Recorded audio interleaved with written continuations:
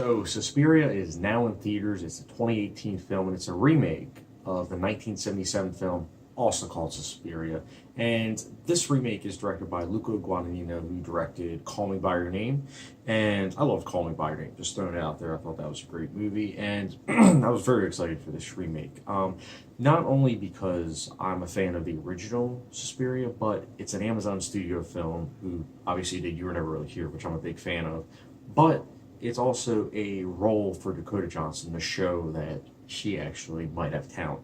And this is a film that takes place, obviously, in 1977 during, everything that's happening in Germany, as well as you are witnessing Susan, played by Dakota Johnson, going to the school where strange stuff starts happening, and you are wondering whether or not this is a school that is actually a dance school, or if it's actually a coven of witches.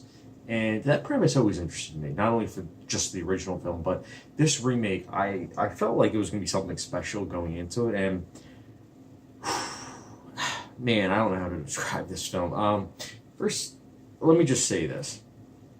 This film is very different from the original. The color palette for the cinematography is very dark. There's a bright scene towards the end of the film, and I was like, oh wow, so that's what brightness looks like. That, like, they used a very gray palette. Like, all the primary colors are just drained out. And the camera work is incredible. That, holy cow. The score by Thom Yorke, who's obviously in the band Radiohead, beautiful, beautiful, and it's fantastic. And it evokes a lot of emotions. And it's just, technically speaking, the film is incredible. The costume design, it feels very authentic to the time period. The makeup with the prosthetics, I know some people may not be the biggest fan, but I loved it. I loved that this is a $20 million budget film, and they focused a lot of it on the prosthetics specifically. Yeah, sure, there was some CGI, obviously, but for the most part, they did try their hardest to use prosthetics over CGI, and I applaud them. I also loved the artsy nature of the film. It definitely does try hard to be an art house film, and it is an art house film. There are many imagery that reminded me a lot of Ingmar Bergman films, specifically Persona and Seventh Seal, and then obviously David Lynch's imagery. And there's also a couple callbacks to the original film, which I liked, but it wasn't like banging you over the head with nostalgia. I also really liked how this film was ambitious. It had a lot on its plate. It was showing, post-war in Germany.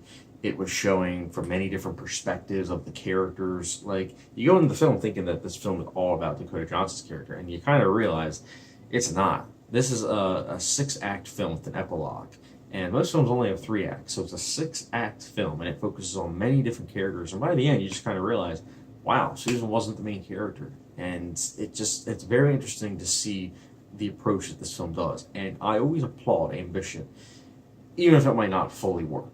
I'll get to that at the end, but I'm all about ambitious. I would rather see a film try their hardest, be ambitious, than a film play it safe and be cookie cutter. I don't go to the movies for that. If I wanted cookie cutters, I would stay at home and bake cookies. That's not why I go to the movies. And so to see a film like Suspiria be 2.5 hours, a full hour longer than the original, and to trust audiences to go through all these dance sequences, which are, by the way, done incredibly well, to get to the finale, I applaud them. This is totally not a film for everyone, though. I'm just saying that right now. It's a film that, if you want to think, even if you might not like the film, which I can understand if you wouldn't, but even if you wouldn't like it, you'll still be thinking about it long after the credits roll. I know this is a film definitely that I'll be giving my rating, obviously, but this is a film that I think in retrospect I'll either like it less or more, especially upon rewatching, because this is a film that I definitely think requires at least two viewings, because with what happens at the end, it's not that it's confusing. It's just kind of like, I feel almost like I should have done some history check with certain things that happened towards the end. And I don't think that's necessarily negative. I do think, though, that this film could have been maybe a little bit shorter. When I say that, I mean, I feel as though there's like a couple scenes towards the end where it's like, I don't know. Or maybe again, I think a second viewing is important. I just don't know because again, I think that there are certain things where it's like I haven't fully grasped. And again, I'm not saying like that it made me feel stupid. I just feel as though maybe I wasn't fully prepared for this film, even though I was excited for it. But at the end of the day, Suspiria, I really liked. Again, it's not for everyone, but there are several disturbing scenes you won't forget anytime soon. It's incredible with the dance choreography that they did. It's technically speaking brilliant. The costume design, the makeup. But like I said, I know some people don't like it, but I love the ambition with the makeup that they try to do. And Suspiria definitely is one of my favorite films of the year thus far, and I will be giving Suspiria a 4.75 out of 5. Or, for those that like a hot sauce grade, it's the good old Tabasco grade. So I would definitely highly recommend this film, but only to those that are into art house films and can appreciate films that take their time with all the information.